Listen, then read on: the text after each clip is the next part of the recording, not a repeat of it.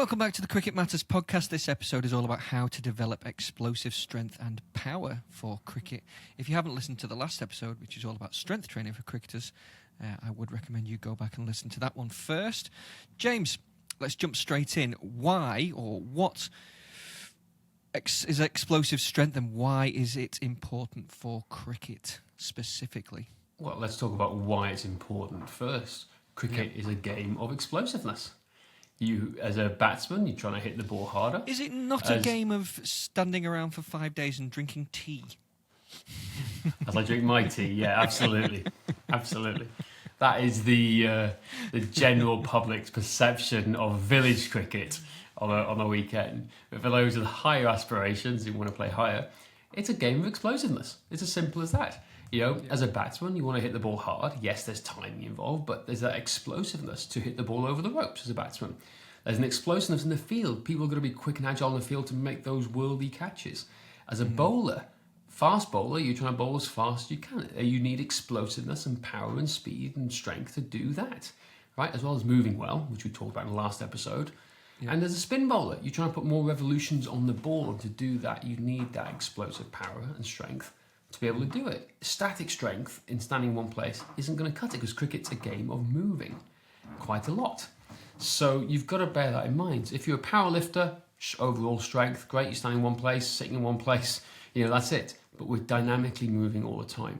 So we've got to develop explosive cricketers who are strong but can translate that strength into explosive power. Because power, it comes off the foundation of strength first. I was going to say, before you can be explosive and powerful and quick as well, you need a good level of basic strength, right? Power and speed come from strength. Yep, absolutely. So that's the idea. So to develop explosively strong cricketers, I think is a good way to put it. They've got to move well. They've got to have baseline fundamental strength, and they've got to do the right type of training to help them become explosive. I think, and that's where most people fall down. They try and jump to the explosiveness first, thinking they're strong enough, but as a collection of athletes, I'm really sorry, cricketers, but we're quite weak. We really are in terms of athletic development compared to our peers in other sports, because it's so less developed. You know, in fact, I see in the UK and the Northern Hemisphere, I'd say I see a lot of overweight cricketers. I think South Africa's a good example because I think most of those guys are beasts, right? Yeah, they're pretty strong and powerful. That's a cultural thing when they're growing up, okay? In Asia, I'm seeing a lot of weak athletes, right? A lot of it's the complete opposite. Obviously, culturally, it's very different, but they're trying to do all this explosive stuff on a foundation of weakness. Whereas I think in Northern Hemisphere, particularly the UK, where I see a lot, we're trying to do all this explosiveness on being overweight and unathletic. That's what I'm seeing as a general, sorry to offend anybody. Just offend everyone, offend the entire world. It's fine. Casual observation. And that's what we need to work on. I see most of the young cricketers and athletes we come with, they want to do all this explosive stuff. Their bodies aren't ready for it. Their bodies are just not ready for it. They think they are, and they think by doing more jumps, doing more of these med ball throws, they're going to get better. They will to some point, but any training program will work to some point when you're a complete beginner. But to develop it, you've got to have a strategy behind it, not just focus on the tactics. Yeah. So what are some types of exercises that help build explosive power? Well, let's just start with basic plyometrics, right? Basic plyometrics, hop and sticks, basic jumps, pogo jumps, jumping over mini hurdles. These sort of things are fantastic because that's plyometric work. Right? Jumping up and down on one leg, on one foot, these sort of things are a great starting point. Then you can start looking at med ball throws, wall balls, slam balls sometimes as well. Yeah. But doing kettlebell so with swings, control things. Stuff like that. Yeah, kettlebell swing can add explosive strength. It adds a lot more, a much more bigger dynamic effect to it. So there's lots of things you can do. But before we think about this, though, is your body strong enough? Is your body ready? We talked about this in the last episode. So for us, we'll do these sub-maximal plyometrics, but for people and our real athletes who want to really develop explosive strength, right? when we do depth jumps and drop jumps and all this malarkey is, can you deadlift 1.5 times your body weight for men for 5 reps? Yes or no? Women, 1.25 times. Right? Now, we said in the previous one for baseline strength standards, we said, can you do a 50% of your body weight goblet squat with a dumbbell or kettlebell for 25 reps? Right? But there's another level up to this when we do a complete performance analysis. And that is, can you do 75% body weight on each leg in a Bulgarian split squat? That's 75% of your body weight. So if you are a 100 kilo man with 75 kilos staggered out across both hands, can you do that on one leg for 8 reps? Right? That's the level of standards we want to get to first. That gets you into immediate and advanced level. I was going to say, and that's not elite, because actually Mike Boyle likes to get his athletes to body weight split squats for 10 reps each side. Yep. Body weight, not 75%, body weight. Yep. And all the research says now, I believe, I need to double check this, but there's a guy in Australia who talked about isometric training, and all of his research coming out is that up to about 50 to 75, I think 50% body weight on one leg is equivalent to 2 times body weight back squat, which is kind of considered the holy grail in athleticism to get people towards. However, we don't like getting people back squatting here at Cricket Matters. Nada, zip, no. Right, take that out. Take that shit out. Right, on so many different levels, and you can argue me till the cows come home. I see that back squat cause more back injuries and problems than any other exercise that happens in cricket, and yet everyone jumps to it.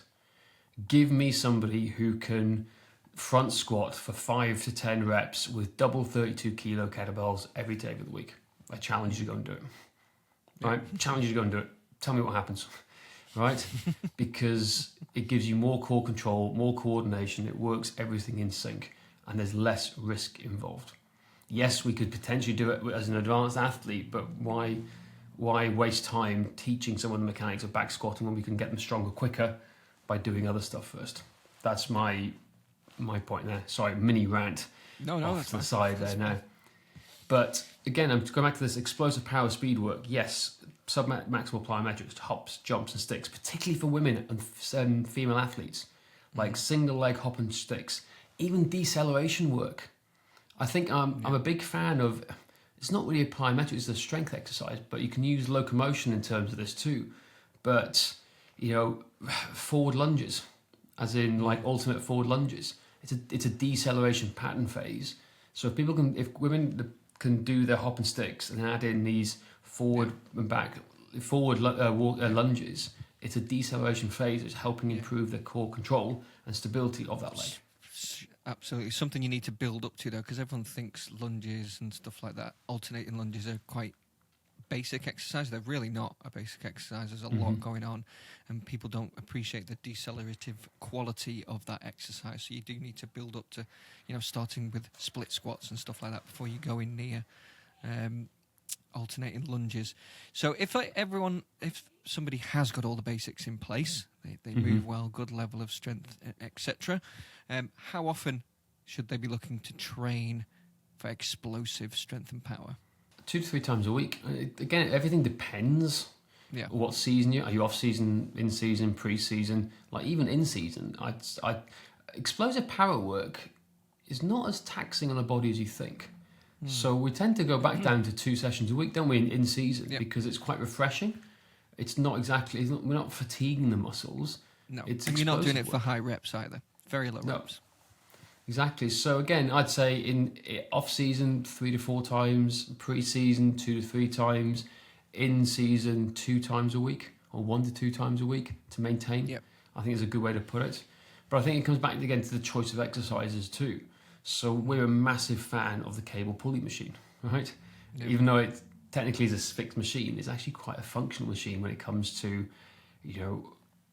doing rotational work and exercises. Yep. You'd half kneeling chops, half kneeling lifts, like cross body rotation stuff. There's so much stuff you can do with this, like pulls, pushes, right? There's lots of like almost like a punch almost, like you're using counter body movements. So we love that sort of stuff. Our favorite at the moment is the alternate kettlebell power swing.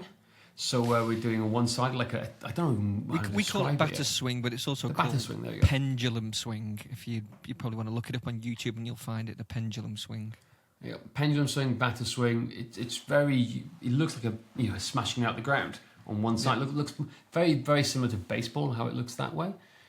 I'm not a fan of these people using these pretend axes and chopping and stuff like that. It's just trying to make. It's just a party trick. It's a circus trick, half the time, in my professional opinion. But again, explosive strength and power. Again, we come down to sprinting. That's a form of strength training. That's one thing we haven't mentioned. Short sprints, right? No, and we haven't spoken about that. I think we're doing a whole series on this soon about speed training for cricketers because it's such an important element. But that's a form of strength training. It's the ultimate expression, and you can get stronger by doing some of the work we do there, and that involves a lot of plyometric work into maximal sprinting. So it's hard to describe on a podcast everything you should be doing, right? But again, we're trying to talk about more around the general philosophy about how we do it. But it comes down to our performance pyramid. If you haven't seen our performance pyramid, I highly recommend going to cricketmatters.com, clicking on our method, and you can see our coaching method and our thought process, and you can see our performance pyramid. So if you go there, you can learn more about the performance pyramid. But explosiveness is what we look at layer 3, right? So do you move well? Do you have adequate strength and aerobic capacity capabilities first before we even look at layer 3? Most of the time, you do not, unfortunately. Doesn't mean you can't get there quickly, but it means you've got to just bear this in mind. So if you want to do advanced explosive techniques like Olympic lifts, which again, I don't recommend any cricketer doing because there's so many things to go wrong. And that's a very highly specialized technique that can cause issues. We don't need to go there until you're ready for it.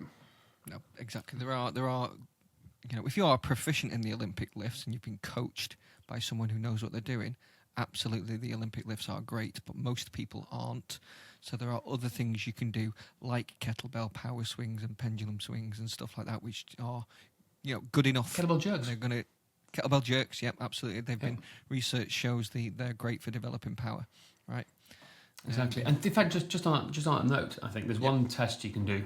If you stand here and disagree with me and say, look, hey, James, I want to do Olympic lifts, I think that's the cool way, because all the research says that's the best way to develop explosive power and speed. Cool, get it, understand it. Get one of your athletes or yourself to sit in a deep squat with a barbell over your head for 2 minutes. Can you sit in that position for 2 minutes?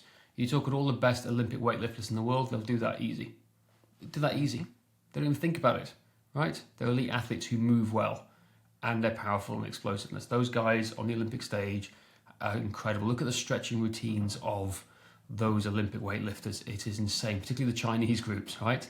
They stretch, they move well, they have functional muscle that does it, and they're highly skilled because that's all they practice day in, day out. Yeah. You might want to warm up before you even try that test because you might break yourself. Exactly. Anyway, it's a good little test, and like something I say to everyone who comes to me goes, hey James, I want to do Olympic lifting. Cool, Go on deep squat sets, hand it here now. Most of the time, 15 seconds, no, I'm done, I can't do that. Yeah, cool, not ready yet, keep going. Yeah. But I want to do it. No, tough shit. I think that's a good place to end. There we go. That is it for today. Please don't forget to rate, review and subscribe. And if you would like our free training plan, then go to cricketmatters.com/train. And remember, our goal is to make you a better cricketer.